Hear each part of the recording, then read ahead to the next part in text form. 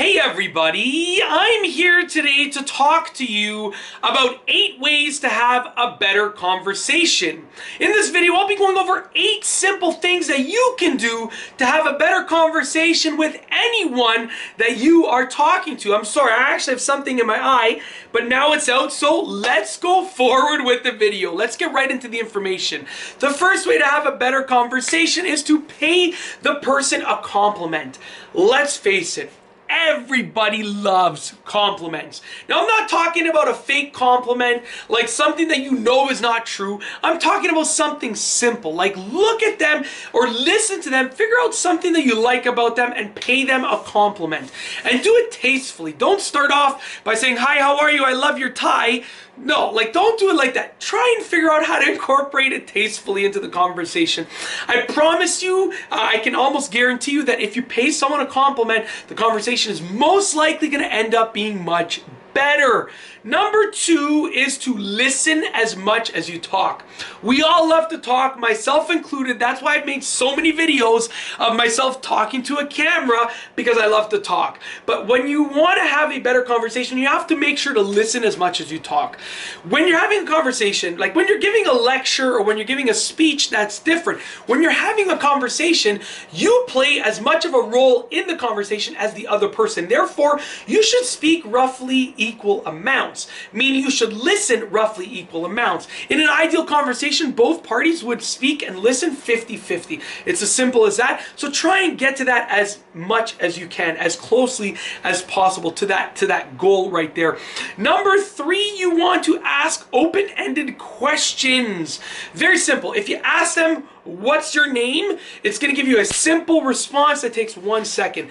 For better conversation, you have to ask open-ended questions. Like if you know someone has a dog, instead of asking "What is the breed of your dog?" that's a quick response. You can ask, "What are some strategies that you used to train your dog when your dog was young? Because I'm thinking about getting a dog myself." For instance, you want to ask open-ended questions because it's going to allow you to get nice detailed responses. It's as simple as that.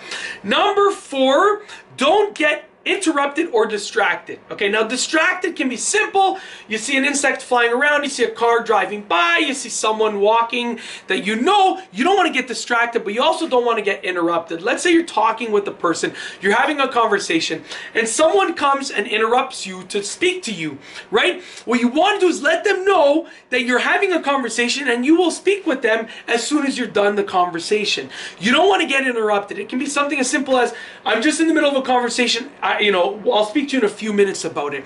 It's as simple as that. And if you want to be a leader, you have to be especially good at this. If you want to be a leader and have good conversation skills, because you're probably going to get interrupted or try to get interrupted as often as humanly possible. People are going to be constantly interrupting you for one reason or another. If you're a leader, a manager, a boss of some sort, it's just going to happen. So what you want to do is get into the skill of avoiding interruptions and also avoiding getting distracted. Now for distractions, you pretty much control it yourself. Just don't get distracted by the things around you. For interruptions, someone can interrupt you or something can interrupt you at any time. You have to know how to sort of put it on hold as you finish the conversation. Moving forward, number 5 is find common ground to talk about. If you have a dog and they have a dog, that's common ground. If you're wearing a green shirt and they're wearing a green shirt, that's common ground. If you're wearing a hooded sweatshirt and so are they, that's common ground. Find common ground, talk about it. If you're wearing the same brand of clothing, you have the same running shoes, find common ground and talk about it. People have better conversations when they can relate, so be relatable. It's as simple as that. Number 6, avoid harsh topics. Now this one goes without being said, but you generally want to avoid talking about politics, religion, family issues, anything super deep and personal. You really want to avoid harsh topics that people are very strongly opinionated about. And it's not because you won't agree on it, because debates are great. But if you want to have a good conversation, you don't want to get into a debate. You want to have a nice, pleasant conversation. So avoid talking about harsh topics at all costs. Number 7 is keep eye contact and face contact. You want to make sure that you're maintaining eye contact with the person that you're having the conversation with. If you look around and you look down and you look up and to the side, you're going to break that connection that you have. And a good conversation requires a good connection. So if you maintain eye contact and you maintain face contact with the person, you're going to have a great connection, sort of like that mindful connection, and it's going to allow you to have a better conversation. Last but not least, number 8, use body language and expressions. You can see I'm waving my hands everywhere. I'm opening my eyes, closing them, moving my face in different ways. All of these things allow you to portray your emotions. If I'm excited, I'm going to move my arms fast. If I'm sort of, so about the topic, I'm probably going to slow my arms down. My face is going to become a little bit more compressed and so forth. You want to make sure that you use body language and emotions as much as you possibly can to portray your feelings. It's as simple as that. And that's basically it. Those are the 8 ways to have a better conversation.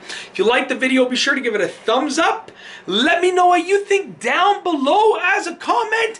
And of course, be sure to subscribe for more great videos just like this one.